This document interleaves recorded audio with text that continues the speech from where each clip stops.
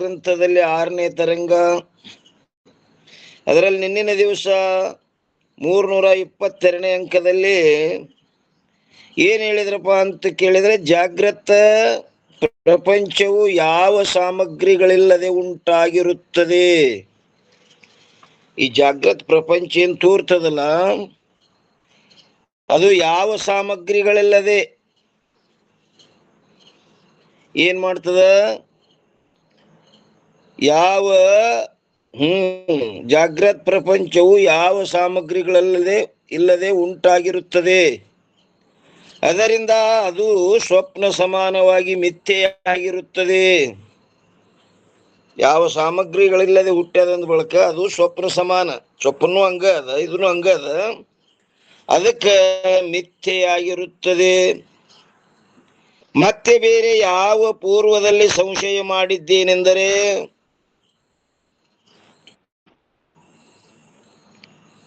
ಅಧಿಷ್ಠಾನ ಚೇತನದ ಸಂಬಂಧವು ಸರ್ವ ಪ್ರಪಂಚದೊಡನೆಯೂ ಇರುತ್ತದೆ. ಅನ್ಯಥಾ ಖ್ಯಾತಿಯ ರೀತಿಯಂತೆ ಒಂದು ವೇಳೆ ಸಂಬಂಧಿಯ ಧರ್ಮವು ಅನ್ಯದರಲ್ಲಿ ತೋರುವಂತದ್ದಾಗಿದ್ದರೆ, ಇಲ್ಲಿ ತೋರಿಸಿ ಅದತ್ತು ನೀವೇನು ಹೇಳಿರಲ್ಲ, ಅದರಂತೆ ಚೇತನದ ಕಾರಣತ್ವವು ಸರ್ವ ಪ್ರಪಂಚದಲ್ಲಿಯೂ ಕೂಡ ತೋರ್ಬೇಕಾಗಿತ್ತು. ತೋರ್ಯದನು ತೋರಂಗಿಲ್ಲಲ್ಲ ಅಂತ ಹಿಂಗ ಸಂಶಯ ಮಾಡಿದ್ರ ಆ ಸಂಶಯವು ಸಂಭವಿಸುವುದಿಲ್ಲ. ಯಾಕಂದರೆ ಸ್ವಪ್ನದಲ್ಲಿ 2 ಶರೀರಗಳು ಉತ್ಪತ್ತಿಯಾಗಿರುತ್ತವೆ. ಒಂದು ಶರೀರವು ತಂದೆಯ ರೂಪದಿಂದ ತೋರುತ್ತದೆ, 2ನೇ ಶರೀರವು ಪುತ್ರನ ರೂಪದಿಂದ ತೋರುತ್ತದೆ. ಇವ ಅಪ್ಪದನ, ಇವ ಅವನಿಂದ ಹುಟ್ಟ್ಯಾನ, ಇವ ಮಗ, ಅವನ ಮಗ ಅದನಂತ ಹಿಂಗ ತೋರ್ತಾವ ನಮ್ಗೆ ಸ್ವಪ್ನದಲ್ಲಿ. ಅಲ್ಲಿ 2 ಶರೀರಗಳು ಕೂಡ ಸ್ವಪ್ನಕ್ಕೆ ಅಧಿಷ್ಠಾನವಾದ ಚೇತನದೊಡನೆ ಸಂಬಂಧವಿರುತ್ತದೆ. ಆ 2 ಶರೀರಗಳು ಅಧಿಷ್ಠಾನ ಚೇತನದೊಡನೆ ಸಂಬಂಧದವ. ಆದಾಗ್ಯಾದರೂ ತಂದೆಯ ಶರೀರದಲ್ಲಿ ಮಾತ್ರ ಅಧಿಷ್ಠಾನ ಚೇತನದ ಕಾರಣತ್ವವು ತೋರುತ್ತದೆ. ಆದರೆ ಪುತ್ರನ ಶರೀರದಲ್ಲಿ ಕಾರಣತ್ವವು ತೋರುವುದಿಲ್ಲ. ಮತ್ತೇನೆಂದರೆ, ತಂದೆಯಿಂದ ಹುಟ್ಟಿದ ಮಗನೆಂಬ ರೀತಿಯಿಂದ ಪುತ್ರನ ಶರೀರದಲ್ಲಿ ಕಾರ್ಯತ್ವವು ತೋರುತ್ತದೆ. ತಂದೆ ಶರೀರದಲ್ಲಿ ಕಾರಣತ್ವ ತೋರ್ತದ, ಮಗನ ಶರೀರದಲ್ಲಿ ಕಾರ್ಯತ್ವ ತೋರ್ತದ. 2 ಶರೀರ ಚೇತನ ಅಧಿಷ್ಠಾನಕ್ಕೆ ಸಂಬಂಧ ಅದಾವ. ಒಂದರಲ್ಲಿ ಕಾರಣತ್ವ, ಒಂದರಲ್ಲಿ ಕಾರ್ಯತ್ವ. ಹಿಂಗ್ಯಾಕೆ ತೋರ್ತದ? ಈ ರೀತಿಯಿಂದ ಯದ್ಯಪಿ ಹೇಳ್ತಾನ, ಅಧಿಷ್ಠಾನ ಚೇತನದೊಡನೆ ಸರ್ವದರ ಸಂಬಂಧವು ಇದ್ದರೂ ಕೂಡ ಅದಕ್ಕೆ ತಥಾಪಿ ದೇಶ ಕಾಲಗಳಲ್ಲಿ ಚೇತನದ ಧರ್ಮವಾದ ಕಾರಣತ್ವವು ಜ್ಞಾನವಾಗುತ್ತದೆ, ಇನ್ನುಳಿದರಲ್ಲಿ ಕಾರ್ಯತ್ವದ ಜ್ಞಾನವಾಗುತ್ತದೆ. 2ನೇದು ಅಥವಾ ಅಧಿಷ್ಠಾನ ಚೇತನವು ಹ್ಯಾಂಗದ? ಅಸಂಗವಿರುತ್ತದೆ. ಆದ್ದರಿಂದ ಅಧಿಷ್ಠಾನ ಚೇತನ ಹ್ಯಾಂಗದಂದ್ರೆ ಅಸಂಗವಿರುತ್ತದೆ. ಆದ್ದರಿಂದ ಅದು ಯಾವುದಕ್ಕೂ ಪರಮಾರ್ಥದಿಂದ ಕಾರಣವಿರುವುದಿಲ್ಲ. ಸತ್ಯವಾಗಿ ಅದು ಯಾವುದಕ್ಕೂ ಕಾರಣ ಆಗಿಲ್ಲ. ಅದಕ್ಕೆ ಯದ್ಯಪ್ಯ ಬರ್ತಾನೆ ಇಲ್ಲಿ ಏನಂತಾನ, ಮಾಯೆಯಲ್ಲಿ ಆಭಾಸವು ಕಾರಣವಿರುತ್ತದೆಯಲ್ಲ. ನೋಡ್ರಿ ಏನಂತಾರೆ, ಮಾಯೆಯಲ್ಲಿ ಆಭಾಸವು ಕಾರಣವಿರುತ್ತದೆಯಲ್ಲ. ತಥಾಪಿ ಅಂತರ ಆಭಾಸನ ಸ್ವರೂಪವು ಮಿಥ್ಯೆಯಾಗಿರುತ್ತದೆ. ಆಭಾಸನ ಸ್ವರೂಪ ಹೆಂಗದ? ಮಿಥ್ಯೆದದು. ಯಾವುದು ತಾನೇ ಮಿಥ್ಯೆಯಾಗಿರುತ್ತದೆಯೋ ಅದು ಇನ್ನೊಂದಕ್ಕೆ ಕಾರಣವಾಗುವುದಿಲ್ಲ. ಆದ್ದರಿಂದ ಪರಮಾತ್ಮನಲ್ಲಿ ಪ್ರಪಂಚದ ಕಾರಣತ್ವವು ಇದ್ದುದಾದರೆ, ಪರಮಾತ್ಮನಲ್ಲಿ ಪ್ರಪಂಚದ ಕಾರಣತ್ವವು ಇದ್ದಿದ್ದಾದರೆ ಆ ಕಾರಣತ್ವವು ಆ ಕಾರಣತ್ವದ ಜ್ಞಾನವು ದೇಶ ಕಾಲಗಳಲ್ಲಿ ಭ್ರಮದಿಂದ ಸಂಭವಿಸುತ್ತಿತ್ತು. ಆದರೆ ಆ ಪರಮಾತ್ಮನಲ್ಲಿ ಕಾರಣತ್ವವು ಇರುವುದೇ ಇಲ್ಲ. ಆ ಪರಮಾತ್ಮ ಅಂದ್ರೆ ಇಲ್ಲಿ ಯಾರು ತಗೋಬೇಕಪ್ಪ ಅಂದ್ರ ಬ್ರಹ್ಮ. ಯಾಕಂದ್ರೆ ಪರಮಾತ್ಮ ಶಬ್ದ ಬಹಳ ಕಡೆ ಓಡಾಡ್ತದದು. ಓಂ ನಮ ಶಿವಾಯ ಕೇಳಿಸ್ತದಿಲ್ರಿ?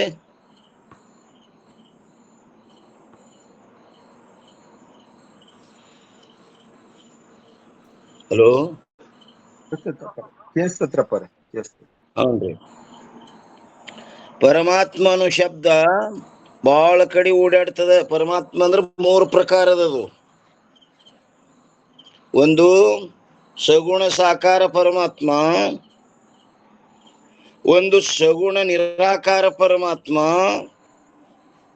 ಇನ್ನೊಂದು ನಿರ್ಗುಣ ನಿರಾಕಾರ ಪರಮಾತ್ಮ. ಸಗುಣ ಸಾಕಾರ ಅಂದ್ರೆ ಯಾವಪ್ಪ ಅಂದ್ರ ಈಗ ರಾಮ ಕೃಷ್ಣ ಇವೆಲ್ಲ ಮೂರ್ತಿಗಳದಾವಲ್ಲ, ಇವೆಲ್ಲ ಇವು ಸಗುಣ ಸಾಕಾರ. ಇನ್ನ ಸಗುಣ ನಿರಾಕಾರ ಅಂದ್ರೆ ಯಾವದಪ್ಪ ಅಂದ್ರೆ ಈಶ್ವರ. ಸಗುಣ ನಿರಾಕಾರ ನಡುವೆಂದು ಈಶ್ವರ. ಏನ ನಿರ್ಗುಣ ನಿರಾಕಾರ ಅಂದ್ರ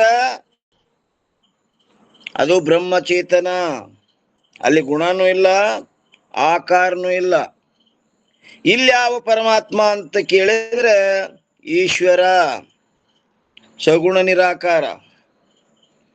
ಆದರೆ ಆ ಪರಮಾತ್ಮನಲ್ಲಿ ಕಾರಣತ್ವವು ಇರುವುದಿಲ್ಲ. ಪರಮಾತ್ಮನು ಕಾರಣತ್ವ ಮೊದಲಾದ ಧರ್ಮಗಳಿಂದ ರಹಿತನಾಗಿ ಅಸಂಗನಿರುತ್ತಾನೆ.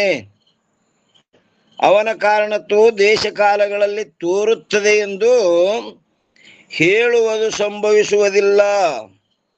ಮತ್ತೇನೆಂದರೆ ಮಾಯೆಯಿಂದ ನಿರ್ಮಿತವಾದ ನಿರ್ವಚನೀಯ ದೇಶ ಕಾಲಗಳು.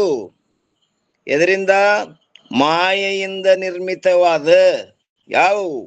ಅನಿರ್ವಚನೀಯ ದೇಶ ಕಾಲಗಳು. ಅನಿರ್ವಚನೀಯ ಕಾಲ. ಶಾಣಾದ್ರಪ್ಪ. ಓಂ ನಮ ಶಿವಾರಿ. ಓಂ ನಮ ಶಿವಾರಿ. ಅಪ್ಪರಿ ಕಾನ್ಫರೆನ್ಸ್ ಕಾಲ್ದವ್ರಿಗೆ ಲೈನ್ ಸಿಗಲ್ದತ್ ನೋಡ್ರಿ ಅಪ್ಪರಿ. ಅವ್ರಿಗೆ ಒಂದರ ಮಹೇಶ್ ಅಣ್ಣ ಇತ್ತವ್ರಿ.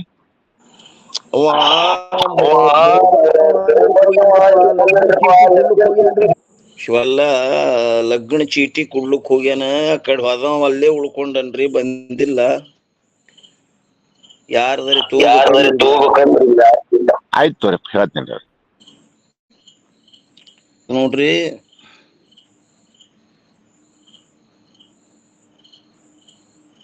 ಪರಮಾತ್ಮನಲ್ಲಿ ಪ್ರಪಂಚದ ಕಾರಣತ್ವ ಇದ್ದುದಾದರೆ ಆ ಕಾರಣತ್ವದ ಜ್ಞಾನವು ದೇಶ ಕಾಲಗಳಲ್ಲಿ ಭ್ರಮದಿಂದ ಸಂಭವಿಸುತ್ತಿತ್ತು.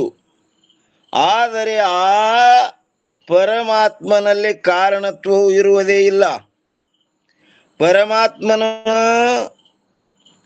ಕಾರಣತ್ವ ಮೊದಲಾದ ಧರ್ಮಗಳಿಂದ ರಹಿತನಾಗಿ ಅಸಂಗನಿರುತ್ತಾನೆ. ಅವನ ಕಾರಣತ್ವವು ದೇಶ ಕಾಲಗಳಲ್ಲಿ ತೋರುತ್ತದೆ ಎಂದು ಹೇಳುವುದು ಸಂಭವಿಸುವುದಿಲ್ಲ.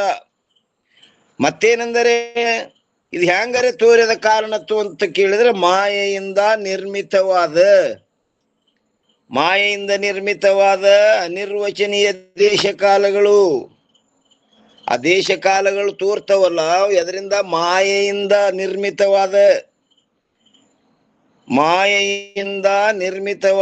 ಅನಿರ್ವಚನೀಯ ದೇಶ ಕಾಲಗಳು.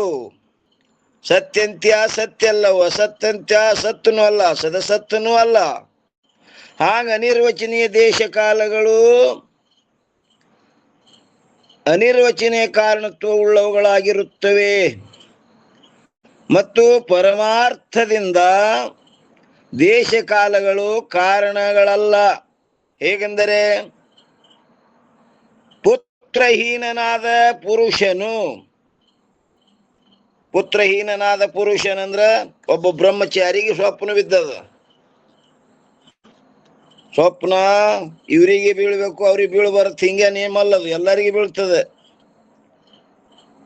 ಪುತ್ರಹೀನನಾದ ಪುರುಷನು ಸ್ವಪ್ನದಲ್ಲಿ ಪುತ್ರ ಪೌತ್ರ ಇಬ್ಬರನ್ನು ನೋಡುತ್ತಾನೆ.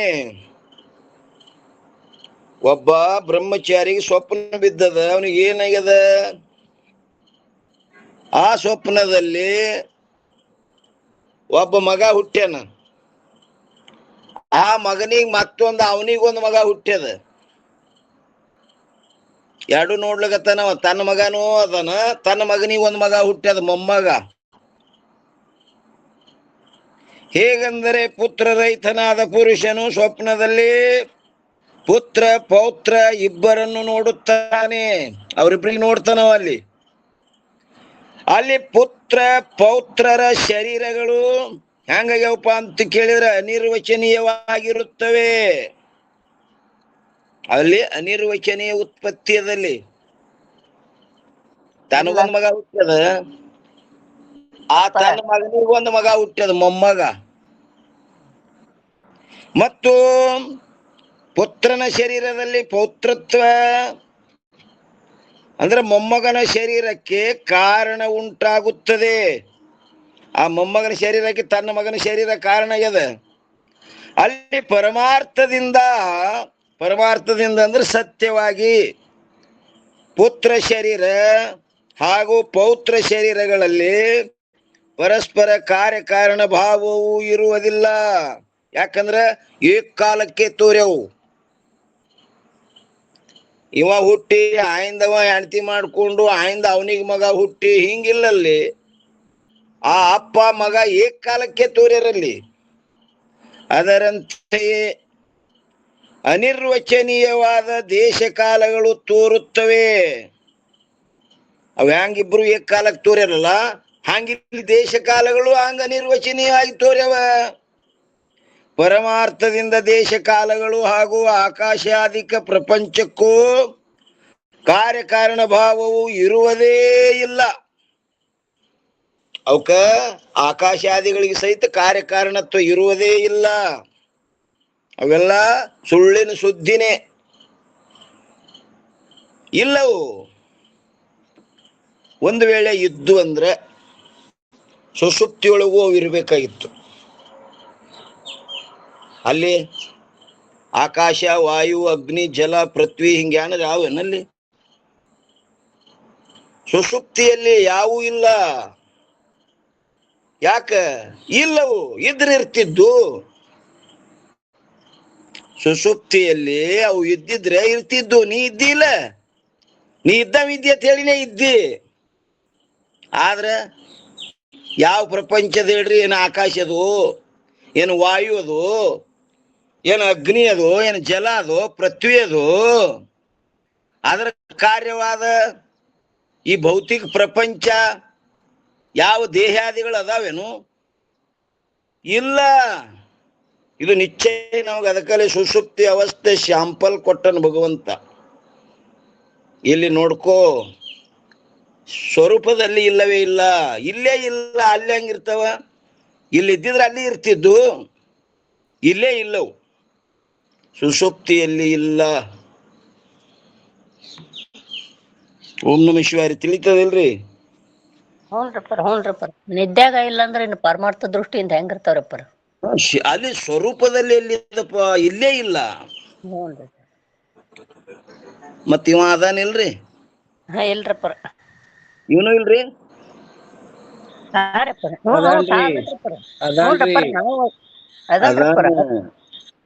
ಅದಾನಂತೇಳಿನೇ ಹೇಳ್ತಾನ, ನಾನು ಸುಖವಾಗಿ ಮಲಗಿದ್ದೆ.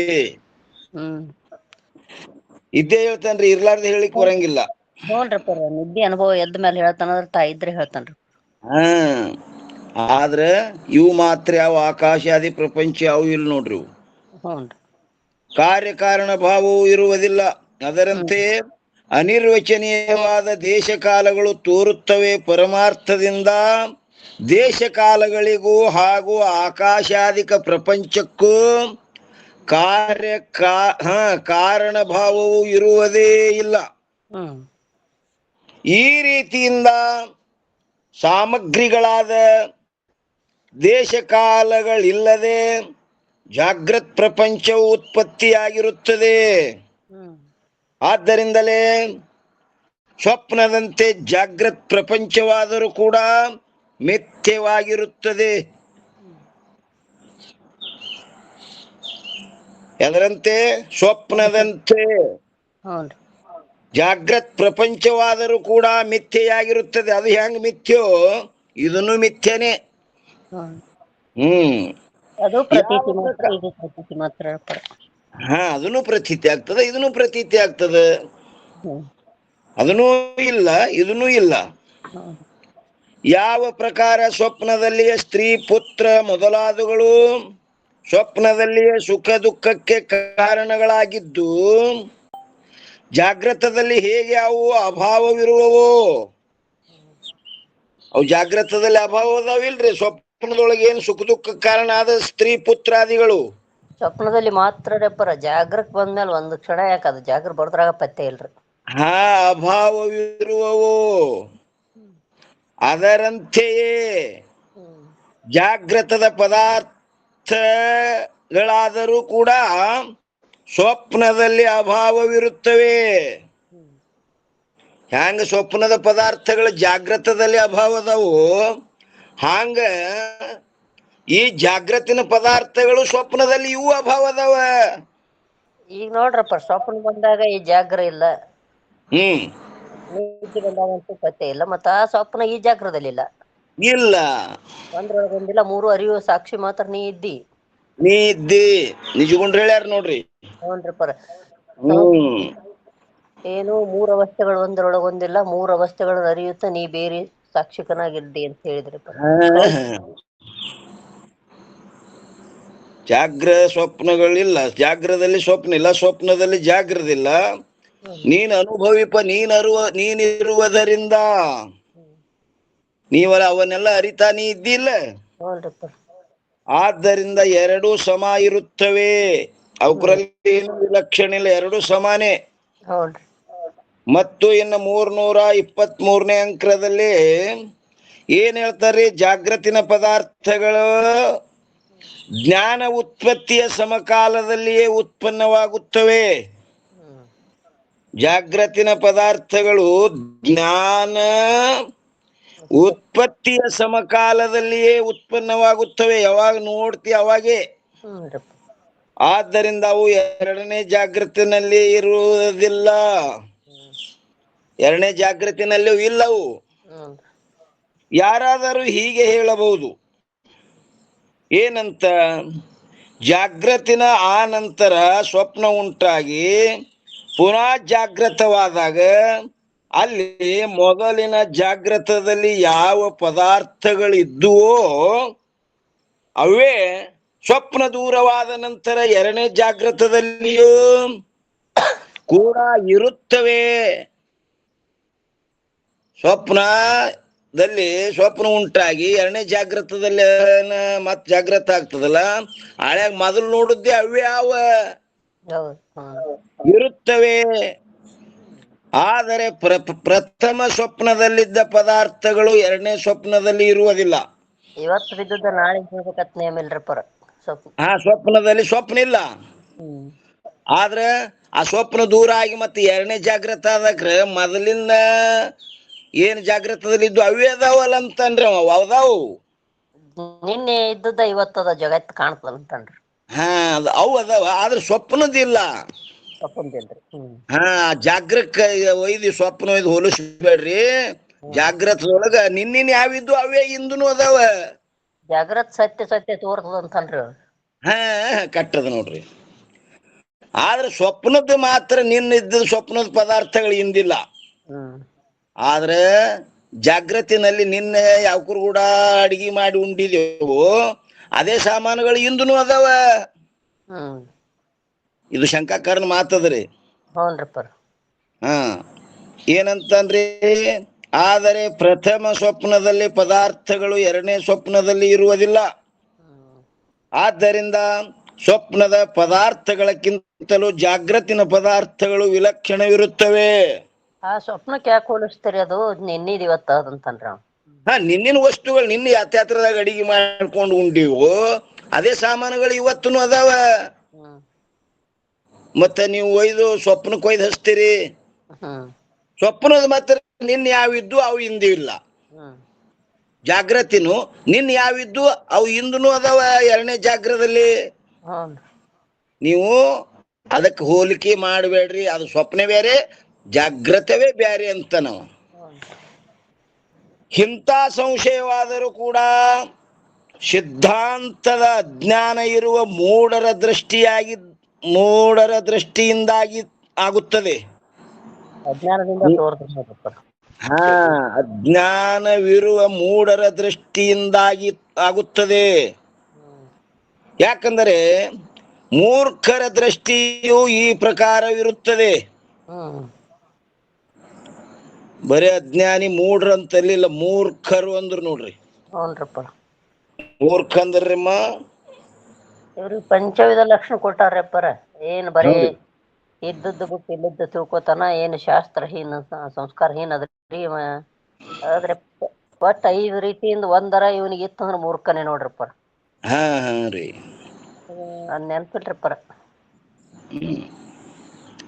ನೆನಪಿದ್ದವ್ರು ಯಾರಾದ್ರೂ ಹೇಳ್ರಿ. ಮೂರ್ಖಶ್ಯ ಪಂಚ ಚಿನ್ನಾನಿ.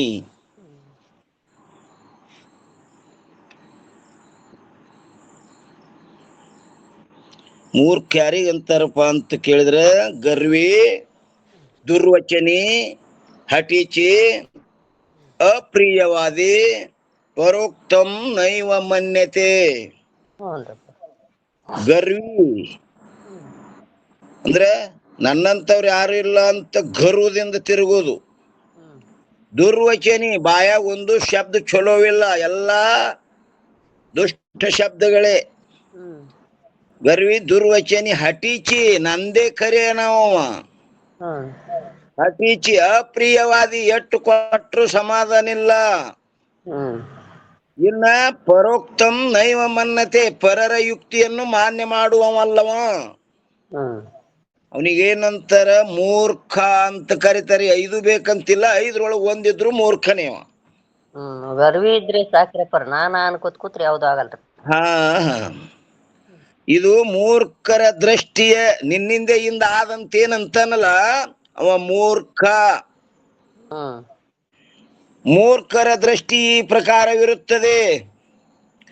ಸಂಸಾರ ರೂಪ ಪ್ರವಾಹವು ಅನಾದಿ ಇರುತ್ತದೆ. ಈ ಸಂಸಾರ ರೂಪ ಪ್ರವಾಹ ಹೆಂಗದ? ಅನಾದಿ ಅದ. ಅನಾದಿ ಅಂದ್ರೆ ಪ್ರವಾಹ ರೂಪ ಅನಾದಿ. ಪ್ರವಾಹ ರೂಪ ಪ್ರಪಂಚ ಇದೆ. ಹಂಗೆ ಪ್ರವಾಹ ಬದಲಾವಣೆ ಪರಿಣಾಮಶೀಲ ಜಗತ್ತಿರಪ್ಪರ.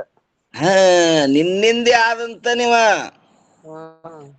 ನಿನ್ನಿನ ದಿನ ಇಂದ ಆದನು ಇಲ್ರಪ್ಪ. ನಿನ್ನೆ ಹೊಳ್ಯಾಗ ನಿಂತ್ ಜಳಕ ಮಾಡಿವಿ, ಬಟ್ಟಿ ತೊಳ್ದಿವಿ ಅಂದ್ರ ಅವ್ ನೀರ್ ಅಲ್ಲೇ ಅಂತೀವಲ್ರಿ, ಅದ್ ನೀರ್ ಎಲ್ಲೋ ಹೋಗ್ಬಿಟ್ಟದ್ರಪ್ಪ. ಎಲ್ಲೇ ಹೋಗ್ಯದ, ಆದ್ರೆ ಇದೇ ನೀರಾಗಂತ ನಾವು. ಹ್ಞೂನ್ರಿ, ಇದೇ ನೀರಾಗ ಜಳಕ ಮಾಡಿನಂತ ನಾವು. ನೀರ್ ಎಷ್ಟೋ ದೂರ ಹೋಗ್ಯಾವ ನಿನ್ ಜಳಕ ಮಾಡುದು. ಹ್ಞೂನ್ರಿ, ಅಂತಾನೇನ್ರಿ ಇದೇ ನೀರ್ ಅಂತ ನಾವು. ಹ್ಞೂನ್ರಿ. ಇದೇ ನೀರ್ ಅಂತಾನಂದ್ರ ಅವ್ನಿಗೆ ಮೂರ್ಖ ಅನ್ಬೇಕಿಲ್ರಿ? ಮೂರ್ಖನೇ ರೀಪ್ಪ. ಎಲ್ಲೋ ಹೋಗ್ಯಾವ, ಹರಿದು ಎಷ್ಟೋ ಕಿಲೋಮೀಟರ್ ಹೋಗ್ಯಾವ ನೀರ್ ಹರಿದವು. ಹ್ಞೂನ್ರಿ. ಆ ನೀರಿಲ್ಲಿಲ್ಲ. ಅದ ಹೆಂಗದ? ಪ್ರವಾಹವು ಅನಾದಿ ಇರುತ್ತದೆ. ಸಂಸಾರ ರೂಪ ಪ್ರವಾಹವು ಅನಾದಿ ಇರುತ್ತದೆ. ಅದರಲ್ಲಿ ಜೀವರಿಗೆ ಜಾಗ್ರತ್, ಸ್ವಪ್ನ, ಸುಷುಪ್ತಿಗಳು ಉಂಟಾಗುತ್ತವೆ. ಒಂದನೇದ್ದು, ಜಾಗ್ರತ್ ಕಾಲದಲ್ಲಿ ಸ್ವಪ್ನ ಸುಷುಪ್ತಿಗಳು ನಷ್ಟವಾಗಿರುತ್ತವೆ.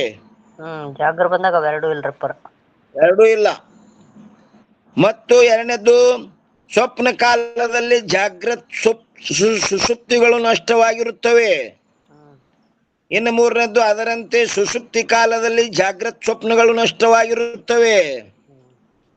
ಆದರೆ ಸ್ವಪ್ನ ಸುಷುಪ್ತಿಗಳು ಉಂಟಾದಾಗ ಜಾಗ್ರತ್ ಕಾಲದ ಸ್ತ್ರೀ, ಪುತ್ರ, ಪಶು, ಧನ ಮೊದಲಾದವುಗಳು ನಷ್ಟವಾಗಿರುವುದಿಲ್ಲ. ಮತ್ತೇನೆಂದರೆ ಅವು ಇದ್ದೇ ಇರುತ್ತವೆ. ಅವುಗಳ ಜ್ಞಾನ ಮಾತ್ರ ನಷ್ಟವಾಗಿರುತ್ತದೆ. ಪುನಃ ಜಾಗೃತ ಉಂಟಾದಾಗ ಪ್ರಥಮ ಜಾಗೃತದಲ್ಲಿದ್ದ ಪದಾರ್ಥಗಳ ಜ್ಞಾನ ಉಂಟಾಗುತ್ತದೆ. ಹಿಂಗನವ್ರಿಗೆ ಏನಂತಾರ, ಇದು ಅಜ್ಞಾನಿ ಮೂರ್ಖರ ದೃಷ್ಟಿಯಾಗಿರುತ್ತದೆ. ಅವ್ರ ಜ್ಞಾನ ಇಲ್ಲ, ಅವ್ ಇದ್ದೇ ಅದಾವ, ಮತ್ ಯಾವಾಗ ಜಾಗ್ರತ್ ಬತ್ತು ಮತ್ ಅವುಗಳ ಜ್ಞಾನ ಆಗ್ತದ. ಹಿಂಗ ಯಾರು ಹೇಳ್ತಾರಲ್ರಿ, ಇದು ಅಜ್ಞಾನಿ ಮೂರ್ಖರ ದೃಷ್ಟಿ. ಬರೇ ಮೂರ್ಖನು ಅಲ್ಲಿಲ್ಲ, ಮತ್ತ ಅಜ್ಞಾನಿ ಮೂರ್ಖರವ್ರು. ಅದು ಜಾಗ್ರತ ಹೋಗಿ ಏನು ಸ್ವಪ್ನ ಬರ್ತದ, ಹಳ್ಯಾಗ ಅದ್ರ ಜ್ಞಾನ ಇರಂಗಿಲ್ಲ, ಮತ್ ಜಾಗ್ರತ ಅದಕ್ರ ಅದ್ರ ಜ್ಞಾನ ಇರ್ತದ. ಭಾವ ಅಭಾವ ಎರಡು ಅರಿತಾನಲ್ರಿಪ್ಪ ರೈತ. ಜಾಗ್ರದಾಗ ಅವ್ ಎರಡು ಅಭಾವ ಅದಾವ ನೋಡ್ರಿ. ಅದಕ್ಕ ಅವ್ಯ ಅದಾವಂತನ್ರಿ ಅದೇ ರೀ. ಹ್ಞೂನ್ರಿ. ಸ್ವಪ್ನದಲ್ಲಿ ಅವಕ್ರ ಜ್ಞಾನ ಇಲ್ಲ. ಹಿಂಗ ನಾವ್ ಅದೇ ಮೂರ್ಖ ಅಂದ್ರ ಅವ್ರು. ಮತ್ ಯಾವಾಗ ಸ್ವಪ್ನ ಹೋಗಿ ಮತ್ ಜಾಗ್ರತ್ ಬರ್ತದಲ್ಲ, ಮತ್ ಅವುಗಳ ಅವಕ್ರ ಜ್ಞಾನ ಆಗ್ತದ ಹಳ್ಯಾಗ. ಮತ್ ವಸ್ತು ಮಾತ್ರ ಅವ್ಯವ ನಿನ್ನಿನವ ಅಂತ ನಾವ ಅಂದ್ರ ಜಾಗ್ರತ. ಹಿಂಗ ಅವನಿಗೆ ಏನಂತಾರ, ಇದು ಅಜ್ಞಾನಿ ಮೂರ್ಖರ ದೃಷ್ಟಿಯಾಗಿರುತ್ತದೆ. ಇನ್ನ 324ನೇ ಅಂಕದಲ್ಲಿ ಸಿದ್ಧಾಂತವು ಈ ಪ್ರಕಾರವಿರುತ್ತದೆ. ಸಿದ್ಧಾಂತ ಹೇಳ್ತಾರ್ರಿ ಇನ್ನ, ಸರ್ವ ಪದಾರ್ಥಗಳು ಚೇತನದ ವಿವರ್ತವಿರುತ್ತವೆ. ನೀ ಯಾವೇ ಹಿಡಿ, ಸ್ವಪ್ನದ ಹಿಡಿ, ಜಾಗೃತಿನ ಹಿಡಿ, ಸರ್ವ ಪದಾರ್ಥಗಳು ಚೇತನದ ವಿವರ್ತವಿರುತ್ತವೆ ಮತ್ತು ಅವಿದ್ಯೆಯ ಪರಿಣಾಮವಿರುತ್ತವೆ. ಎಲ್ಲ ಏನ್ ಸರ್ವ ಪದಾರ್ಥಗಳು ಹೆಂಗಪ್ಪ ಅಂತ ಕೇಳಿದ್ರೆ, ಚೇತನದ ವಿವರ್ತ, ಅವಿದ್ಯೆಯ ಪರಿಣಾಮ. ಇದರಿಂದ ಜಗತ್ತು ಇರ್ತದೆ ನೋಡ್ರಿ. ಇದಕ್ ಕಾರಣ ಏನು? ಅವಿದ್ಯೆ. ಚೇತನದ ವಿವರ್ತ, ಅವಿದ್ಯೆಯ ಪರಿಣಾಮ. ವಿವರ್ತ ಅಂದ್ರೆ ಏನ್ರಿಮ್ಮ? ಯಾವ್ದು ಅದು ಬ್ರಹ್ಮ ಏನು ವಿಕಾರ ಹೊಂದಿರದ ಇಲ್ರಿಪ್ಪರ. ಏನು ಬ್ರಹ್ಮ ಕೆಟ್ಟಿಲ್ಲ, ಜಗತ್ತು ತೋರದು ಬಿಟ್ಟಿಲ್ರಿಪ್ಪರ.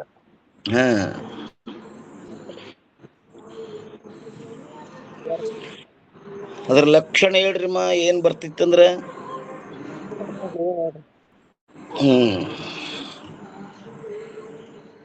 ಕುಮಾರಮ್ಮ ಅವ್ರು ಯಾರು ಬಂದಿಲ್ಲ ಅಲ್ರಿಂದವ್ರು?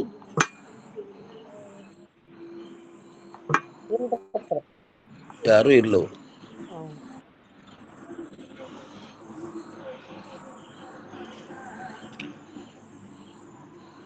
ಸರ್ವ ಪದಾರ್ಥಗಳು ಚೇತನದ ವಿವರ್ತವಿರುತ್ತವೆ. ಚೇತನದ ವಿವರ್ತ ಅಂದ್ರೆ ಅಧಿಷ್ಠಾನ ವಿಷಮ ಸತ್ತಾವಾಲ, ಅನ್ಯತಾ ಸ್ವರೂಪಕ್ಕೂ ವಿವರ್ತ. ಏನಂತಾರ್ರಿ? ಅಧಿಷ್ಠಾನ ವಿಷಮ ಸತ್ತಾವಾಲ, ಅನ್ಯತಾ ಸ್ವರೂಪಕ್ಕೂ ವಿವರ್ತ. ಅಧಿಷ್ಠಾನ ವಿಷಮ ಸತ್ತ ಅಂದ್ರೆ ಇಲ್ಲಿ ಏನ್ ಹೇಳ್ತಾರ್ರಿ? ಚೇತನ ಪರಮಾರ್ಥ ಸತ್ತ ಮತ್ತು ಅವಿದ್ಯ ವ್ಯಾವಹಾರಿಕ ಸತ್ತ. ವಿಷಮ ಸತ್ತ ಆಯ್ತಿಲ್ರಿ? ಇನ್ನ ಅವಿದ್ಯೆ ಸ್ವರೂಪವೇನ, ಜಗತ್ತು ಸ್ವರೂಪವನ. ವಿಷಮ ಸತ್ತ ಅವಿದ್ಯಕ್ಕೆ ಎಲ್ಲಿ ಸ್ವರೂಪ ಅದ್ರಮ್ಮ? ಸ್ವರೂಪ ಇಲ್ರಪ್ಪ, ಸ್ವರೂಪ ಏನ್ರಿ? ಹಾ, ಜಗತ್ ಸ್ವರೂಪವಾನದ ವಿಷಮ ಸತ್ತನೇ ಐತಲ್ರಿಪ್ಪ, ಅದಕ್ಕೆ ಅವಿದ್ಯೆ ಪರಿಣಾಮ ಅಂದ್ರ. ನೀವು ಎರಡು ಕೂಡಿಸ್ಬೇಡ್ರಿ ಮೂರ. ಈಗ ಚೇತನದ ವಿವರ್ತ ಹೇಳಕತ್ತೀವ್ರಿ, ವಿವರ್ತ. ವಿವರ್ತಕ ಲಕ್ಷಣ ಏನ್ ಮಾಡಿದ್ರು? ಅಧಿಷ್ಠಾನ ವಿಷಮ ಸತ್ತಾವಾಲ, ಅನ್ಯತಾ ಸ್ವರೂಪಕ್ಕೂ ವಿವರ್ತ. ಅಧಿಷ್ಠಾನ ಏನು? ಚೇತನದ. ಚೇತನ ಯಾವ ಸತ್ತಾರಮ್ಮ? ಅದು ಪಾರಮಾರ್ಥಿಕ ಸತ್ತ, ಯಾವಾಗ್ಲೂ ಇರುವುದಾದ್ರಿಪ್ಪರ. ಪರಮಾರ್ಥ ಸತ್ತ ಅದದು. ಇನ್ನು ಅವಿದ್ಯಾ ಯಾವ ಸತ್ತಾರಿ? ಇದು ಪ್ರಾತಿಭಾಷಿಕ ಸತ್ತಾರಪ್ಪರ. ಪ್ರಾತಿಭಾಷಿಕ ವ್ಯಾವಹಾರಿಕ ಅನ್ರಿ ಇದಕ್ಕೆ. ವ್ಯಾವಹಾರಿಕರಪ್ಪರ. ಯಾಕಂದ್ರೆ ಬ್ರಹ್ಮಜ್ಞಾನ ಇಲ್ಲದೆ ಅದು ಬಾಧ ಆಗಂಗಿಲ್ಲ. ಪ್ರಾತಿಭಾಷಿಕ ವಸ್ತು ಬ್ರಹ್ಮಜ್ಞಾನ ಬೇಕಾಗಿಲ್ಲ, ಅದು ಬಾಧ ಆಗ್ಬೇಕಾದ್ರೆ. ತನ್ನ ವಿರೋಧಿಯ ಜ್ಞಾನ ಆಯ್ತಂದ್ರೆ ಅದು ಬಾಧ ಆಗಿ ಹೋಗ್ತದ್ರಿ. ಅವಿದ್ಯೆ ಹಂಗ ಬಾಧ ಆಗಂಗಿಲ್ಲ ಅದು.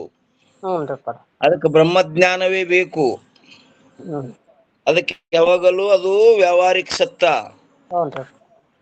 ಅದಕ್ಕ ಚೇತನ ಪರಮಾರ್ಥ ಸತ್ತಾಯ್ತು, ಅವಿದ್ಯಾ ವ್ಯಾವಹಾರಿಕ ಸತ್ತಾಯ್ತು, ವಿಷಮ ಸತ್ತ ಕೂತಿಲ್ರಿ. ಹ್ಞೂನ್ರಿಪ್ಪ ಹ್ಞೂ. ಅಧಿಷ್ಠಾನ ವಿಷಮ ಸತ್ತಾವಲ್ಲ. ಇನ್ನ ಅನ್ಯತಾ ಸ್ವರೂಪ ಅಂದ್ರೆ ಏನಪ್ಪಾ ಅಂತ ಕೇಳಿದ್ರೆ ಚೇತನಕ್ಕೂ ರೂಪಿಲ್ಲ, ಹ್ಮ್ ಅವಿದ್ಯೆಗನೂ ರೂಪಿಲ್ಲ. ಹ್ಮ್ ಹ್ಮ್ ಅವಿದ್ಯೆ ಕಾರ್ಯವಾದ ಈ ನಾಮರೂಪ ಪ್ರಪಂಚ ಹ್ಮ್ ರೂಪದ ಹ್ಮ್ ಸ್ವರೂಪ ಅದ್ರಪ್ಪ ಸ್ವರೂಪವಾನ. ಅನ್ಯತಾ ಸ್ವರೂಪ ನೋಡ್ರಿ ಇದು. ಹ್ಞೂನ್ರಿಪ್ಪ. ಇದು ವಿವರ್ಥ. ಇನ್ನ ಪರಿಣಾಮ ಅಂದ್ರೆ ಏನ್ರಿಮ್ಮ?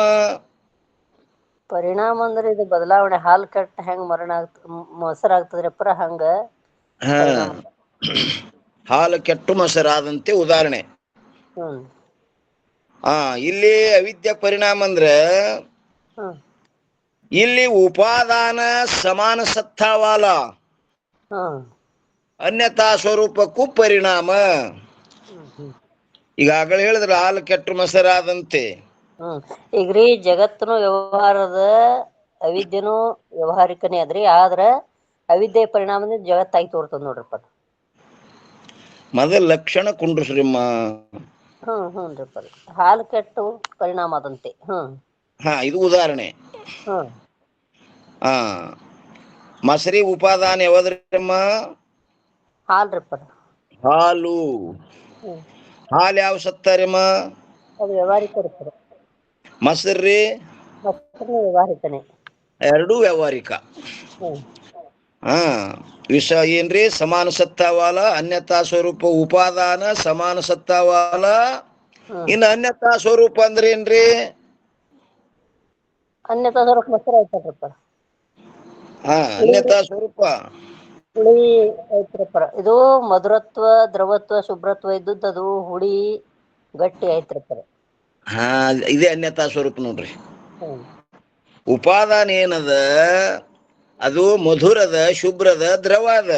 ಹ್ಮ್ ಇನ್ನ ಮೊಸರು ಹೆಂಗದ? ಇದು ಅನ್ಯತಾ ಸ್ವರೂಪ ಅಂದ್ರೆ ಹುಳಿ ಅದ, ಘನಿ ಅದ.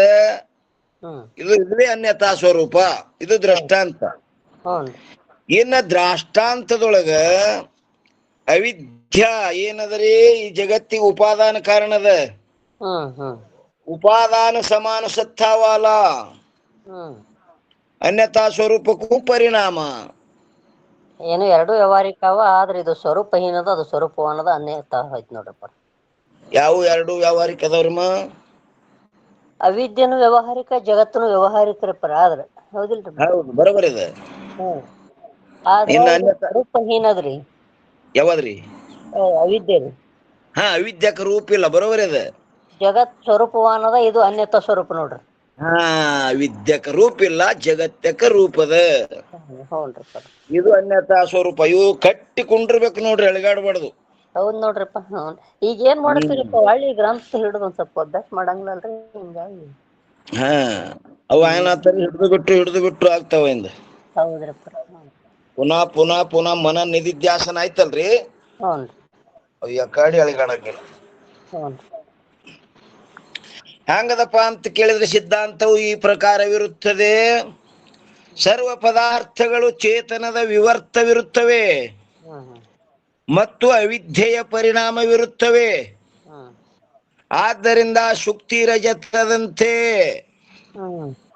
ಶುಕ್ತಿಯಲ್ಲಿ ಏನ ರಜತ್ ತೋರ್ತದಲ್ರಿ, ಅದು ಸಹಿತ ಏನದ? ಅವಿದ್ಯೆಯ ಪರಿಣಾಮ, ಚೇತನದ ವಿವರ್ತ.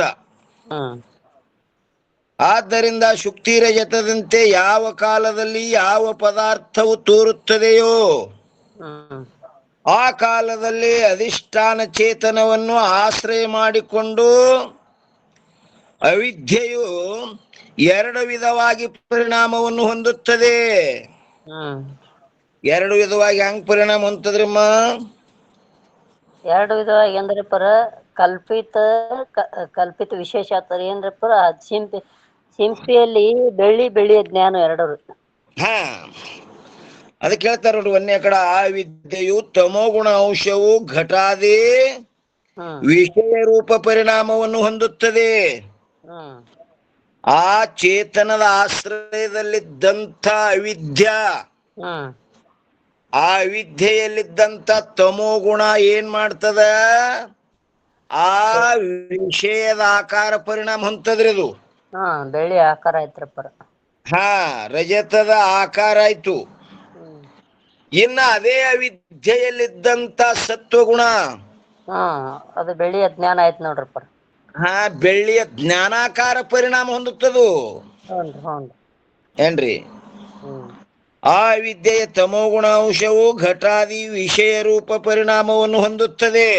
ಹ್ಮ್ ಹ್ಮ್ ಇನ್ನು ಎರಡನೇ ಕಡ ಆ ಅವಿದ್ಯೆಯ ಸತ್ವಗುಣವು ಜ್ಞಾನ ರೂಪ ಪರಿಣಾಮವನ್ನು ಹೊಂದುತ್ತದೆ. ಬೆಳ್ಳಿಯ ಜ್ಞಾನ ರೂಪ ಆಯ್ತು ಬೆಳ್ಳಿನೇ. ಹಾ ಒಂದು ಬೆಳ್ಳಿ ಆಕಾರ ರೂಪ ತಾಳ್ತದ ತಮೋಗುಣ ತಗೊಂಡು. ಹ್ಮ್ ಸತ್ವಗುಣ ತಗೊಂಡು ಆ ಬೆಳ್ಳಿಯ ಜ್ಞಾನಾಕಾರ ಪರಿಣಾಮ ಹೊಂದ್ತದ. ಅದರಂತೆ ನೋಡ್ರಿಪ್ಪ ತಮೋ ಅಂಶ ಹಾವಾಗಿ ತೋರಿತು, ಹಾವಿನ ಜ್ಞಾನ ಸತ್ವ ಗುಣ ನೋಡ್ರಿ ವಿದ್ಯೆದು. ಹಾ ಅದೇ ಆ ದೃಷ್ಟಾಂತವೇ ಇಲ್ಲಿ. ಹ್ಮ್ ಆ ವಿದ್ಯೆ ಅಲ್ಲಿ ಅವಿದ್ಯಾ ಆ ಚೇತನದ ಅಧಿಷ್ಠಾನ ಚೇತನದ ಆಶ್ರಯದಲ್ಲಿದ್ದಂಥ ಅವಿದ್ಯಾ. ಹ್ಮ್ ಹ್ಮ್ ಅದು ಅವಿದ್ಯಾ ಅಧ್ಯಸ್ಥದರೆ ಸ್ವತಂತ್ರ ಇಲ್ಲದು. ಹ್ಞೂನ್ರಿಪ್ಪ. ಯಾವಾಗಲೂ ಅಧ್ಯಸ್ಥ ವಸ್ತು ಅಧಿಷ್ಠಾನವನ್ನು ಆಶ್ರಯ ಮಾಡ್ಕೊಂಡಿರ್ತದ. ಹೌದ್ರಪ್ಪ. ಆ ವಿದ್ಯಾ ಆ ಚೇತನದ ಆಶ್ರಿತದಲ್ಲಿದ್ದಂತ ವಿದ್ಯಾ ತಮೋಗುಣ ತಗೊಂಡು ವಿಷಯಾಕಾರ ಪರಿಣಾಮ ಹೊಂದ್ಯದ. ಹ್ಮ್ ಯಾವುದೇ ವಿಷಯ ಹಿಡ್ರಿ, ರಜತ್ ಹಿಡಿರಿ, ಬೇಡ ಹಾಲು ಹಿಡಿರಿ, ಬೇಡ ಕಾಳು ಹಿಡಿರಿ, ಹ್ಮ್ ಇವೇನೇ ಹಿಡಿದ್ರು ಸಹಿತ ಅದೇನಾಗ್ಯದ ಆ ವಿದ್ಯಾ ತಮೋಗುಣ ಅಂಶ ತಗೊಂಡು ಆ ವಿಷಯಾಕಾರ ಪರಿಣಾಮ ಹೊಂದ್ಯದ. ಆ ವಿದ್ಯೆನೇ ಎಲ್ಲಿ ಆ ಚೇತನದಲ್ಲಿದ್ದಂತ ಆಶ್ರಯದಲ್ಲಿದ್ದಂತ ವಿದ್ಯಾ ಸತ್ವಗುಣ ತಗೊಂಡು ಆ ವಿಷಯದ ಜ್ಞಾನಾಕಾರ ಪರಿಣಾಮ ಹೊಂದ್ಯದ. ಹ್ಞೂನ್ರಿಪ್ಪ. ಹ್ಞೂನ್ರಿ.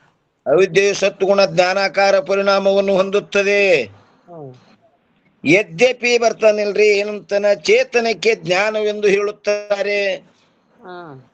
ಅಂದ ಮೇಲೆ ಸತ್ವಗುಣ ಪರಿಣಾಮವನ್ನು ಜ್ಞಾನವಿರುತ್ತದೆ ಎಂದು ಹೇಳುವುದು ಸಂಭವಿಸುವುದಿಲ್ಲ. ಜ್ಞಾನ ಅಂದಾಗ ಚೇತನನೇ ಅಲ್ಲ, ಚೇತನಕ್ಕ ಜ್ಞಾನ ಅಂತಾರ, ಚೇತನ ಜ್ಞಾನ ಅಂತಾರ ಅವ್ರು. ಹಾ ಇಲ್ಲಿ ನೋಡ್ರಿ ಏನಂತಾರ್ರಿ, ಚೇತನಕ್ಕೆ ಜ್ಞಾನವೆಂದು ಹೇಳುತ್ತಾರೆ. ಯದ್ಯಪಿ ಅಂತನ್ರಿ. ಅಂದ ಮೇಲೆ ಸತ್ವಗುಣದ ಪರಿಣಾಮವು ಜ್ಞಾನವಿರುತ್ತದೆ ಎಂದು ಹೇಳುವುದು ಸಂಭವಿಸುವುದಿಲ್ಲ. ಏನಂತಂದ್ರೆ ಚೇತನಕ್ಕೆ ಜ್ಞಾನವೆಂದು ಹೇಳುತ್ತಾರೆ ಅಂದ ಮೇಲೆ ಸತ್ವಗುಣ ಪರಿಣಾಮವು ಜ್ಞಾನವಿರುತ್ತದೆ ಎಂದು ಹೇಳುವುದು ಸಂಭವಿಸುವುದಿಲ್ಲ. ಅದೇ ಅವಿದ್ಯೆಯ ಪರಿಣಾಮನೇ ಸತ್ವ ಗುಣದಿಂದ ಜ್ಞಾನ ಅಂತ ಹೇಳಿರಿ. ವಸ್ತು ಜ್ಞಾನ, ಇಲ್ಲಿ ಜ್ಞಾನ ಅಂದ್ರೆ ಚೇತನ ಅಂತದ ಆತದಂತಾರೆ ಅವ್ರು. ಅವನ್ ಶಂಕ ನೋಡ್ರಮ್ಮ ಏನಂತಾನ, ಹ್ಮ್ ಚೇತನಕ್ಕೆ ಜ್ಞಾನವೆಂದು ಹೇಳುತ್ತಾರೆ. ಚೇತನ ಅಂದ ಮೇಲೆ ಸತ್ವಗುಣದ ಪರಿಣಾಮವು ಜ್ಞಾನವಿರುತ್ತದೆ ಎಂದು ಹೇಳುವುದು ಸಂಭವಿಸುವುದಿಲ್ಲ. ಚೇತನಕ್ಕೆ ಜ್ಞಾನ ಅಂತಾರ, ಸತ್ವಗುಣಕ್ಕೆ ಜ್ಞಾನ ಅಂತಲ್ಲಗತ್ತೀರಲ್ ನೀವು. ಅಲ್ಲೇ ಅವಿದ್ಯೆ ಸತ್ವಗುಣ ಜ್ಞಾನ ಅಂತ ಹೇಳ್ಬಿಟ್ರಲ್ಲ, ಚೇತನಕ ಜ್ಞಾನ ಅಂತಾರಂತಾರ ಅವ್ರು. ಅವನ ಶಂಕ ಗೊತ್ತಾಗ್ಯದಿಲ್ರಿ ನಿಮಗ? ಗೊತ್ತಾಯ್ತ್ರಪ್ಪರ. ಅವರು ಏನು ತಮೋ ಅಂಶದಿಂದ ವಸ್ತು ಆಯ್ತು, ವಸ್ತುವಿನ ಜ್ಞಾನ ಸತ್ವಗುಣ ಅಂದ್ರಿ, ಜ್ಞಾನ ಅಂತ ಹೇಳಿದ್ರಿ. ಜ್ಞಾನ ಅಂದಾಗ ಇಲ್ಲಿ ಚೇತನ ಹೋಲಿಕೆ ಕೊಟ್ಟಂಗ ಆಯ್ತಲ್ಲ ನೀವಂತಾರ ಅವ್ರು. ಹಾ ಜ್ಞಾನ ಅಂದ್ರೆ ಚೇತನ. ಅಂದ ಮೇಲೆ ಸತ್ವಗುಣದ ಪರಿಣಾಮವು ಜ್ಞಾನವಿರುತ್ತದೆ ಎಂದು ಹೇಳುವುದು ಸಂಭವಿಸುವುದಿಲ್ಲ. ಹಿಂಗ ಹೇಳುದಾಗ್ಲಾತದ್ರ. ಆ ಸತ್ವಗುಣಕ್ಕೆ ನೀವು ಜ್ಞಾನ ಅಲ್ಲಗತ್ತಿರಲ್ಲ, ಚೇತನಕ್ಕೆ ಜ್ಞಾನ ತರ ಬರೋಬರಿ. ಸತ್ವಗುಣಕ್ಕೂ ಜ್ಞಾನ ಅಲ್ಲಗತ್ತಿರಲ್ಲ.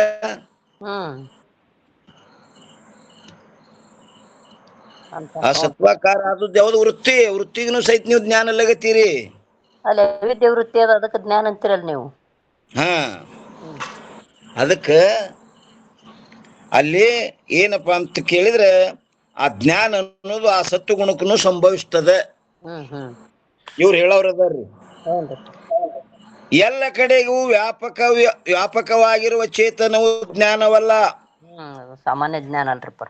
ಹಾ ಮತ್ತೇನೆಂದರೆ ಸಾಭಾಸ ವೃತ್ತಿಯಲ್ಲಿ ಆರೂಢವಾದ ಚೇತನಕ್ಕೆ ಜ್ಞಾನವೆಂದು ಹೇಳುತ್ತಾರೆ.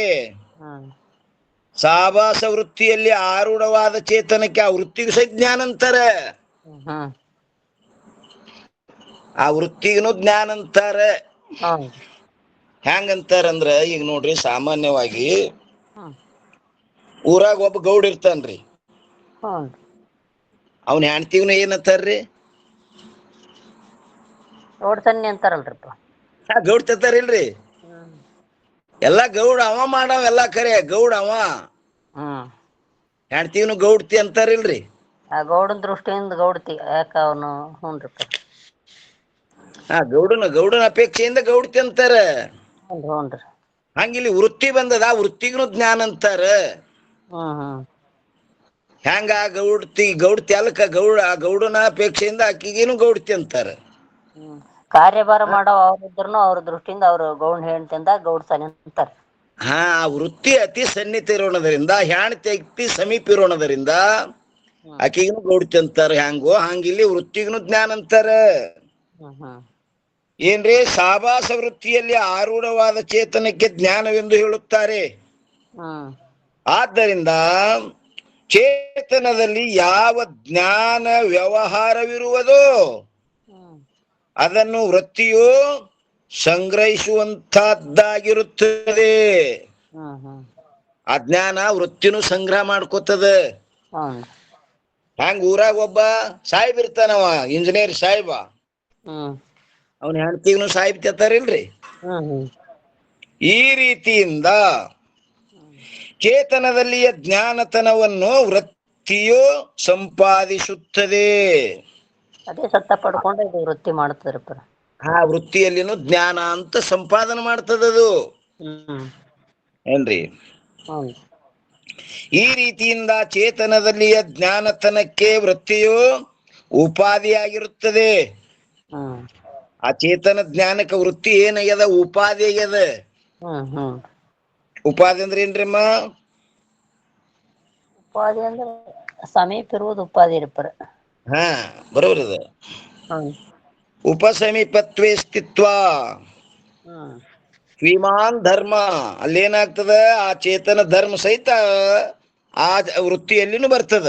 ಹ್ಮ್ ಆದ್ದರಿಂದ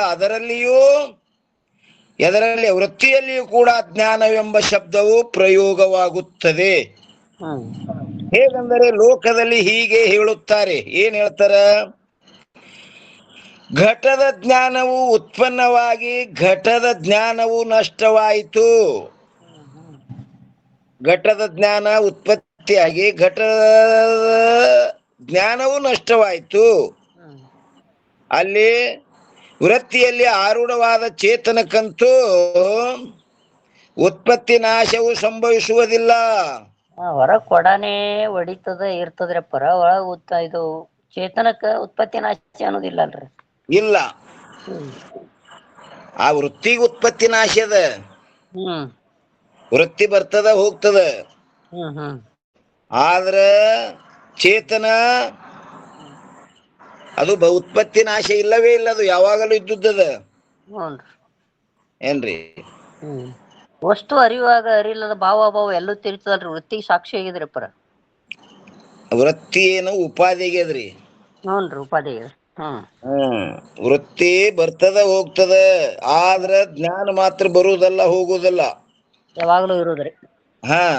ಘಟದ ಜ್ಞಾನವು ಉತ್ಪನ್ನವಾಗಿ ಘಟದ ಜ್ಞಾನವು ನಷ್ಟವಾಯಿತು. ಹ್ಮ್ ಅಲ್ಲಿ ವೃತ್ತಿಯಲ್ಲಿ ಆರೂಢವಾದ ಚೇತನವಂತೂ ಉತ್ಪತ್ತಿ ನಾಶವು ಸಂಭವಿಸುವುದಿಲ್ಲ. ಆ ವೃತ್ತಿಯಲ್ಲಿ ಆರೂಢವಾದ ಚೇತನ ಅದು ಉತ್ಪತ್ತಿ ನಾಶ ಇಲ್ಲ. ಹ್ಮ್ ಆ ವೃತ್ತಿ ಮಾತ್ರ ಉತ್ಪತ್ತಿ ನಾಶ ಉಳ್ಳುತ್ತದೆ. ವೃತ್ತಿಗಳೇ ಉತ್ಪತ್ತಿ ನಾಶವನ್ನು ಹೊಂದುತ್ತವೆ. ನಿಂಬಲ್ಲಿ ಗ್ರಂಥ ಅದಿಲ್ರಿ? ಐತ್ರಪ್ಪ, ಐತ್ರಿ. ನೋಡ್ರಿ ಏನಂತಾರ? ವೃತ್ತಿಗಳೇ ಉತ್ಪತ್ತಿ ನಾಶವನ್ನು ಹೊಂದುತ್ತವೆ. ಆದರೂ ಜ್ಞಾನವೇ ಉತ್ಪತ್ತಿಯಾಗಿ ನಾಶವನ್ನು ಹೊಂದುತ್ತದೆ ಎಂದು ಹೇಳುತ್ತಾರೆ. ಆದ್ರೆ ಅದು ಉತ್ಪತ್ತಿ ನಾಶ ಉಳ್ಳುದ್ಯಾವುದು? ವೃತ್ತಿ. ಆ ಜ್ಞಾನ ಆ ವೃತ್ತಿಯಲ್ಲಿರೋದ್ರಿಂದ ಆ ಜ್ಞಾನವು ಆ ವೃತ್ತಿ ಕೂಡ ಹೋಯ್ತು ಬತ್ತು ಅಂತ ಹಿಂಗ್ ವ್ಯವಹಾರ ಮಾಡ್ತಾರ. ಆದ್ದರಿಂದ ವೃತ್ತಿಯಲ್ಲಾದರೂ ಕೂಡ ಜ್ಞಾನವೆಂಬ ಶಬ್ದವು ಪ್ರಯೋಗವಾಗುತ್ತದೆ. ವೃತ್ತಿ ಹೊರಗೆ ಹೋಗಿ ವಸ್ತು ಅರಿವಾಗ ವಸ್ತು ಜ್ಞಾನ ಮಾಡಾಕ ಜ್ಞಾನ ಅಂತ ಹಿಂಗ್ ಪ್ರಯೋಗ ಮಾಡಿವಿ ಅಂತಾರ. ಆದ್ರ ಆ ಚೇತನ ಮಾತ್ರ ಉತ್ಪತ್ತಿ ನಾಶ ಇಲ್ಲ, ವೃತ್ತಿ ಉತ್ಪತ್ತಿ ನಾಶ ಉಳ್ಳುದ್ದದ. ಹ್ಮ್ ಆ ವೃತ್ತಿ ರೂಪ ಜ್ಞಾನವು ಸತ್ವಗುಣದ ಪರಿಣಾಮವಿರುತ್ತದೆ. ಹ್ಮ್ ಹ್ಮ್ ಜ್ಞಾನ ಎರಡು ಪ್ರಕಾರ, ಒಂದು ವೃತ್ತಿ ರೂಪ ಜ್ಞಾನ, ಹ್ಮ್ ಒಂದು ಚೇತನ ರೂಪ ಜ್ಞಾನ. ಹ್ಞೂನ್ರಿಪ್ಪ. ವೃತ್ತಿ ರೂಪ ಜ್ಞಾನ ಎದಕ್ಕಂತಾರ್ರಮ್ಮ? ಇದು ಫಲ ವ್ಯಾಪ್ತಿ ಇರ್ತದ್ರಿಪ್ಪರ. ಹೆಂಗ್ರಿಪ್ಪರ? ವೃತ್ತಿ ರೂಪ ಜ್ಞಾನ ಅಂದ್ರ ಕಲ್ಪಿತ ಆಶ್ರಯ ಕಲ್ಪಿತ ವಿಷಯ ಸಹಿತತ್ವಂ ವೃತ್ತಿ ರೂಪ ಜ್ಞಾನ. ಹ್ಮ್ ಏನ್ರಿ? ಅಲ್ಲಿ ಅಂತಃಕರಣ ಆಶ್ರಯ ಮಾಡ್ಕೊಂಡದ್ರಪ್ಪರ, ಒಳಗ್ ಕಲ್ಪಿತ ವಿಷಯನೇ ಜ್ಞಾನ ಹಾ, ಮಾಡ್ಕೊತ. ಆ ವೃತ್ತಿ ಹೆಂಗದಪ್ಪ ಅಂದ್ರ ಆಶ್ರಯ ವಿಷಯ ಸಹಿತತ್ವಂ. ಹ್ಮ್ ಅದು ಜ್ಞಾನ ಹೆಂಗಿರ್ತದಪ್ಪ ಅಂದ್ರ ಆಶ್ರಯ ವಿಷಯ ಸಹಿತ ಇರ್ತದದು. ಹ್ಮ್ ಇನ್ನ ಚೇತನ ರೂಪ ಜ್ಞಾನ ಎದಕ್ಕಂತಾರಪ್ಪ ಅಂತ ಕೇಳಿದ್ರೆ ಆಶ್ರಯ ವಿಷಯ ರಹಿತತ್ವಂ ಚೇತನ ರೂಪ ಜ್ಞಾನ. ಹ್ಮ್ ಅದು ಯಾವುದು ಆಶ್ರಯನೂ ಮಾಡಿಲ್ಲ, ಅದು ಯಾವುದಕ್ಕೂ ವಿಷಯನೂ ಇಲ್ಲದು. ಹ್ಮ್ ಅದು ಸ್ವಯಂ ಅದರಿ. ಹ್ಞೂನ್ರಿಪ್ಪರ. ಯಾವುದು ಚೇತನ ರೂಪ ಜ್ಞಾನ. ಹ್ಞೂನ್ರಿ. ವೃತ್ತಿ ರೂಪ ಜ್ಞಾನ ಮಾತ್ರ ಉತ್ಪನ್ನ ಲಯಗಳನ್ನು ಹೊಂದದ. ಹ್ಞೂನ್ರಿ. ಅದು ಪ್ರಕಟ ಅಪ್ರಕಟ ಆಗ್ತದ ವೃತ್ತಿ ರೂಪ ಜ್ಞಾನ. ಹ್ಞೂನ್ರಿ.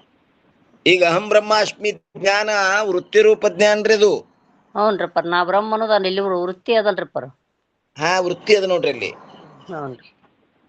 ಆ ವೃತ್ತಿ ರೂಪ ಜ್ಞಾನವು ಸತ್ವಗುಣದ ಪರಿಣಾಮವಿರುತ್ತದೆ ಎಂದು ಹೇಳುವುದು ಸಂಭವಿಸುತ್ತದೆ. ಆ ವೃತ್ತಿ ರೂಪ ಪರಿಣಾಮದಲ್ಲಿ ಚೇತನದ ಆಭಾಸ ಉಂಟಾಗುತ್ತದೆ ಹೊರತು ಘಟಾದಿ ವಿಷಯ ರೂಪ ಪರಿಣಾಮದಲ್ಲಿ ಚೇತನದ ಆಭಾಸ ಉಂಟಾಗುವುದಿಲ್ಲ. ಚೇತನದ ಆಭಾಸ ಎಲ್ಲಿ ಉಂಟಾಗ್ತದ? ವೃತ್ತಿ ರೂಪ ಪರಿಣಾಮದಲ್ಲಿ. ಆ ವೃತ್ತಿ ರೂಪ ಪರಿಣಾಮ ಅಂತಂದ್ರೆ ಚೇತನದ ಆಭಾಸ ಉಂಟಾಗ್ತದೆ ಅಲ್ಲಿ, ಹೊರತು ಘಟಾದಿ ವಿಷಯ ರೂಪ ಪರಿಣಾಮದಲ್ಲಿ ಚೇತನದ ಆಭಾಸ ಉಂಟಾಗುವುದಿಲ್ಲ. ಯಾಕಾಗುದಿಲ್ಲ ಅಂದ್ರೆ ಅಲ್ಲಿ ವೃತ್ತಿ ಇರಂಗಿಲ್ಲ ಘಟಾದಿಗಳಲ್ಲಿ. ಹಾ, ಜಡ ಅದಾವು. ಯಾಕಂದರೆ ವಿಷಯ ಮತ್ತು ವೃತ್ತಿಗಳೆರಡೂ ಏನದಪ್ಪ ಯದ್ಯಪಿ ಅಂತಾನ ಅವಿದ್ಯೆಯ ಪರಿಣಾಮವಾಗಿರುತ್ತವೆ. ಅದಕ್ಕೆ ತಥಾಪಿ ಹೇಳ್ತಾರ, ಘಟವೇ ಮೊದಲಾದ ವಿಷಯಗಳಂತೂ ಅವಿದ್ಯೆಯ ತಮೋಗುಣ ಪರಿಣಾಮವಿರುತ್ತವೆ. ಆದ್ದರಿಂದ ಮಲಿನವಿರುತ್ತವೆ ಅಲ್ಲಿ, ಅವುಗಳಲ್ಲಿ ಆಭಾಸ ಉಂಟಾಗುವುದಿಲ್ಲ. ಅಂತಃಕರಣ ಇಲ್ಲಲ್ರಿ ಅಲ್ಲಿ. ಹಾ, ಆದರೆ ಎರಡನೇ ಕಡ ವೃತ್ತಿಯು ಸತ್ವಗುಣದ ಪರಿಣಾಮವಿದ್ದು ಸ್ವಚ್ಛವಿರುತ್ತದೆ. ಆದ್ದರಿಂದ ಎದರಲ್ಲಿ ವೃತ್ತಿಯಲ್ಲಿ ಆಭಾಸ ಉಂಟಾಗುತ್ತದೆ. ಅದು ಎಲ್ಲಿ ಸ್ವಚ್ಛದ ಅಲ್ಲಿ ಮಾತ್ರ ಆಭಾಸ ಉಂಟಾಗ್ತದೆ. ಈಗ ನೋಡ್ರಿಪ್ಪರ, ನೋಡಂಬ್ರಿ, ಮಣ್ಣಿಂದೇ ಕನ್ನಡಿ ಆಗ್ಯದ, ಮಣ್ಣಿಂದೇ ಪರಿಯಾಣ ಎಲ್ಲಾ ಆಗ್ಯಾವಲ್ರಿ. ಈಗ ತಾಟು ತೆಂಬಿಗೆಯಲ್ಲಿ ಆದಂಗ ನಮ್ಮ ಮುಖ ಕಂಡಂಗ ಪರಿಯಾಣದಲ್ಲಿ ಕಾಣುದಿಲ್ಲ ನೋಡ್ರಿಪ್ಪರ. ಯಾಕೆ ಕಾಣಂಗಿಲ್ರಮ್ಮ? ಅದೇ ಅದು ಮಲಿನ ಅದಲ್ರಿಪ್ಪರ. ತಮೋಗುಣ ಪ್ರಧಾನದದು. ತಮೋ ಪ್ರಧಾನ. ಹ್ಞೂನ್ರಿ. ಇಲ್ಲಿ ಸತ್ವಗುಣ ಪ್ರಧಾನದ. ಹ್ಞೂನ್ರಿ. ಕಲ್ಲಿನಲ್ಲೂ ಏನಾಗ್ತದ್ರಿ, ಪ್ರತಿಬಿಂಬ ಬೀಳ್ತದೆ. ಗ್ರಾನೈಟ್ ಕಲ್ಲು ನೋಡ್ರಿ ನೀವು ಅಲ್ಲಿ. ಹೌದ್ರಿಪ್ಪರ. ಹ್ಞೂನ್ರಿ. ಯಾಕಂದ್ರೆ ಅದು ಅಲ್ಲಿ ಸತ್ವಗುಣ ಬಂದಿರ್ತದೆ. ಏನ್ರಿ? ಏನಂತಾರಿ ಒಂದೇ ಕಡ ವೃತ್ತಿಗೆ ಚೇತನದ ಆಭಾಸವನ್ನು ಗ್ರಹಣ ಮಾಡುವ ಯೋಗ್ಯತೆ ಇರುವುದರಿಂದ ವೃತ್ತಿ ಅವಚ್ಛಿನ್ನ ಚೇತನಕ್ಕೆ ಜ್ಞಾನವೆಂದು ಹೇಳುತ್ತಾರೆ. ಏನಂತಾರಿ? ವೃತ್ತಿಗೆ ಚೇತನದ ಆಭಾಸವನ್ನು ಗ್ರಹಣ ಮಾಡುವ ಯೋಗ್ಯತೆ ಇರುವುದರಿಂದ. ಈಗ ನೀವು ಹೇಳಿದ್ರಲ್ಲ, ಮಣ್ಣಿಲೇನೆ ಆಗ್ಯದ, ಕನ್ನಡಿನೂ ಮಣ್ಣಿಲೇನೆ ಆಗ್ಯದ, ಪರಿಯಾಣು ಮಣ್ಣಿನೇಲೆ ಆಗ್ಯದ. ಒಂದ್ರದಾಗ ಪ್ರತಿಬಿಂಬ ಬೀಳ್ತದ, ಒಂದ್ರದಾಗ ಬೀಳಂಗಿಲ್ಲ. ಯಾಕೆ ಬೀಳಂಗಿಲ್ಲಪ್ಪ ಅಂದ್ರ ಕನ್ನಡಿಯಲ್ಲಿ ಯೋಗ್ಯತೆ ಅದ ಸತ್ವಗುಣದಲ್ಲಿ, ಪರಿಯಾಣದಲ್ಲಿ ತಮೋಗುಣ ಅದ, ಅದಕ್ಕೆ ಬೀಳಂಗಿಲ್ಲ. ವೃತ್ತಿಗೆ ಚೇತನ ಏನಂತಾರ ನೋಡ್ರಿ, ವೃತ್ತಿಗೆ ಚೇತನದ ಆಭಾಸವನ್ನು ಗ್ರಹಣ ಮಾಡುವ ಯೋಗ್ಯತೆ ಇರುವುದರಿಂದ ವೃತ್ತಿ ಅವಚ್ಛಿನ್ನ ಚೇತನಕ್ಕೆ ಜ್ಞಾನವೆಂದು ಹೇಳುತ್ತಾರೆ ಮತ್ತು ಸಾಕ್ಷಿ ಅಂತಲೂ ಕೂಡ ಹೇಳುತ್ತಾರೆ. ಅದಕ್ಕೆ ವೃತ್ತಿ ಅವಚ್ಛಿನ್ನ ಚೇತನಕ್ಕೆ ಏನಂತಾರೆ, ಸಾಕ್ಷಿ ಅಂತ ಕೂಡ ಹೇಳ್ತಾರೆ. ಇನ್ನು ಎರಡನೇ ಕಡೆ ಘಟವೇ ಮೊದಲಾದ ವಿಷಯಗಳಿಗೆ ಆಭಾಸವನ್ನು ಗ್ರಹಣ ಮಾಡುವ ಯೋಗ್ಯತೆ ಇರುವುದಿಲ್ಲವಾದ ಕಾರಣ ವಿಷಯ ಅವಚ್ಛಿನ್ನ ಚೇತನವು ಜ್ಞಾನವಲ್ಲ. ಅಲ್ಲಿ ಚೇತನ ಆದ ಕರೆ ವಿಷಯ ಅವಚ್ಛಿನ್ನ ಚೇತನ ಅದೇ ಕರೆ, ಅದಕ್ಕೆ ಜ್ಞಾನ ಅನ್ನಂಗಿಲ್ಲ. ಹಾ, ವೃತ್ತಿ ಅವಚ್ಛಿನ್ನ ಚೇತನಕ್ಕೆ ಜ್ಞಾನ ಅಂತಾರೆ. ಕಾರಣ ವಿಷಯ ಅವಚ್ಛಿನ್ನ ಚೇತನವು ಜ್ಞಾನವಲ್ಲ ಮತ್ತು ಸಾಕ್ಷಿಯು ಕೂಡ ಅಲ್ಲದು ವಿಷಯ ಅವಚ್ಛಿನ್ನ ಚೇತನ. ಈ ರೀತಿಯಿಂದ ಜಾಗೃತಿನ ಪದಾರ್ಥ ಹಾಗೂ ಅವುಗಳ ಜ್ಞಾನವೆರಡೂ ಕೂಡಿಯೇ ಉತ್ಪನ್ನವಾಗುತ್ತವೆ. ಏನ್ ಹೇಳಿದ್ರಿ? ಈ ರೀತಿಯಿಂದ ಜಾಗೃತಿನ ಪದಾರ್ಥ ಹಾಗೂ ಅವುಗಳ ಜ್ಞಾನವೆರಡು ಕೂಡಿಯೇ ಉತ್ಪನ್ನವಾಗುತ್ತವೆ. ಜ್ಞಾನ ವಿಷಯ, ಆ ವಿಷಯದ ಜ್ಞಾನ ಏಕಕಾಲಕ್ಕೆ ಉತ್ಪನ್ನದವ್ರಲ್ಲಿ ಏನ್ರಿ? ಈಗ ನೋಡ್ರಿ, ಅಲ್ಲಿ ಅಪ್ಪ ಮಗ ಏಕಕಾಲಕ್ಕೆ ತೋರ್ಯಾರಿ ಜಾಗ್ರದೊಳಗ್ನು, ಹೌದಿಲ್ರಿ? ಏನ್ ಅಪ್ಪ ಮೊದಲ ಮಗ ಹಿಂದಿನ ಗಡಿ ಹಿಂಗ ಆಗ್ಯಾರ್ರಿ?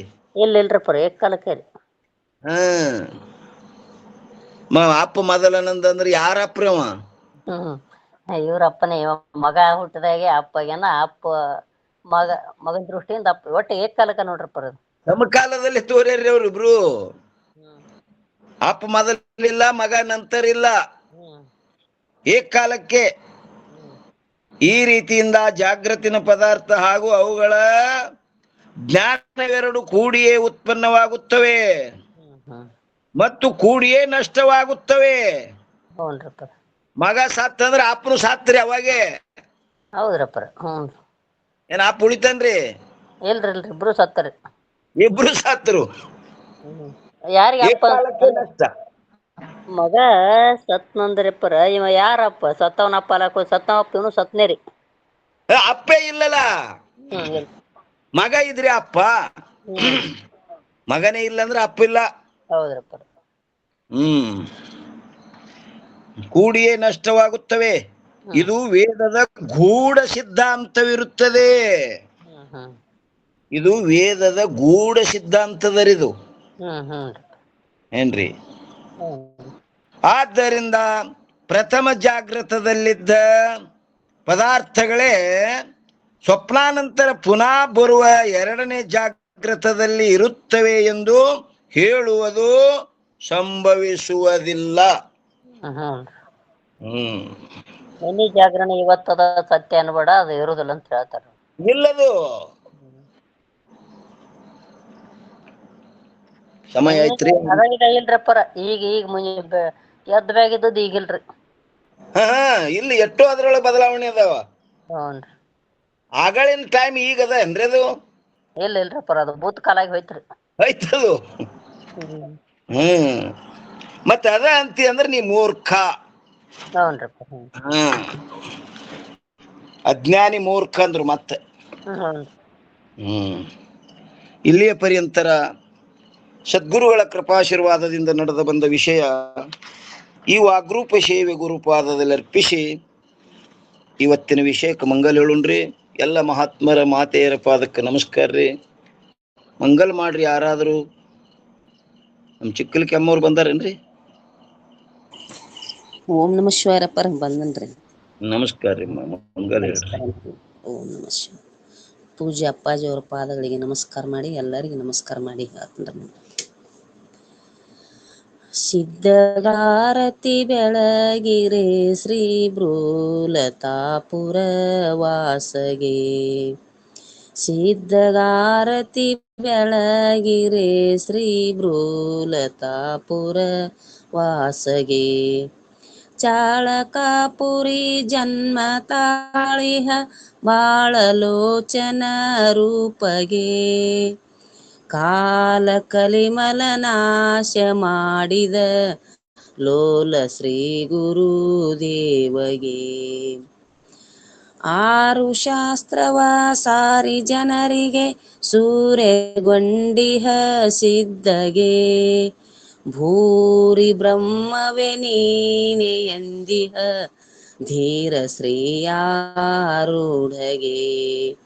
ಸಿದ್ಧಗಾರತಿ ಬೆಳಗಿರೆ ಶ್ರೀ ಭ್ರೂಲತಾಪುರ ವಾಸಗೆ ಶಾಂತಿ ಪಥವನು ಸ್ವಂತ ಚರಿಸಿದ ಕಂತುಹರ ಕಾಲಾಂತಗೆ ದ್ವಾಂತ ಮಾಡುತ್ತ ಶಾಂತ ವಿದ್ಯೆಯ ಸಂತ ಮುನಿಕುಲ ಶ್ರೇಷ್ಠಗೆ ಸಿದ್ಧಗಾರತಿ ಬೆಳಗಿರೆ ಶ್ರೀ ಭ್ರೂಲತಾಪುರ ವಾಸಗೆ ರಾಜಮಂಡಿತ ತೇಜದೋಳಿಹ ಭೂಜ ಸುರವನ ಯೋಗಿಗೆ